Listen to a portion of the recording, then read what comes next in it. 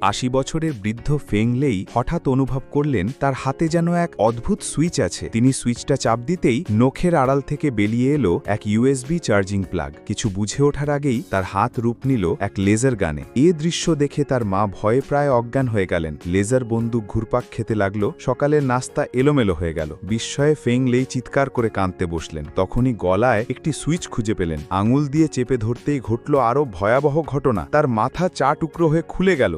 ভেতরে দেখা গেল কেবল ধাতব যন্ত্রাংশ। আশ্চর্যের বিষয়, তিনি কোনো ব্যথাই অনুভব করলেন না। আয়নায় তাকিয়ে দেখলেন চোখ প্রায় অন্ধ হয়ে যাচ্ছে। ২ হাত রূপ নিয়েছে অস্ত্রে। তিনি আর সাধারণ মানুষ নন। ঠিক তখন তার কুকুরটি সতর্ক করল, বাঘ আসছে। ভীত ফেংলে তাড়াতাড়ি সুইচ চেপে স্বাভাবিক রূপে ফিরে গেলেন। দরজা খোলার সময় বাঘ ঢুকলেও তার মেকানিক্যাল মাথা অদৃশ্য হয়ে গেছে। কাজ শেষে ফেরার পথে ফেংলেই দেখতে পেলেন রাস্তায় আহত হয়ে পড়ে থাকা এক ঘুঘু পাখি। তিনি পাখিটিকে কোলে তুলে নিলেন। তার চোখ স্বয়ংক্রিয়ভাবে স্ক্যান করতে লাগলো। শরীর থেকে বের হলো এক রহস্যময় শক্তি। মুহূর্তে পাখির ক্ষত সেরে গেল। হাত ছাড়তেই সেটি উড়ে আকাশে মিলিয়ে গেল। ঠিক তখনই কানে এলো সাহায্যের ডাক। তিনি দৌড়ে পৌঁছালেন হাসপাতালে। দেখলেন এক ১০ বছরের শিশু গাড়ির ধাক্কায় কোমায় চলে গেছে। ফেংলেই ভেবেছিলেন, আমার তো মৃতকে বাঁচানোর ক্ষমতাই আছে। তিনি ছেলেটির মুখে হাত রাখতেই অদ্ভুত আলো ছড়িয়ে পড়ল। অল্প সময়ের মধ্যেই অলৌকিকভাবে শিশুটি জেগে উঠল।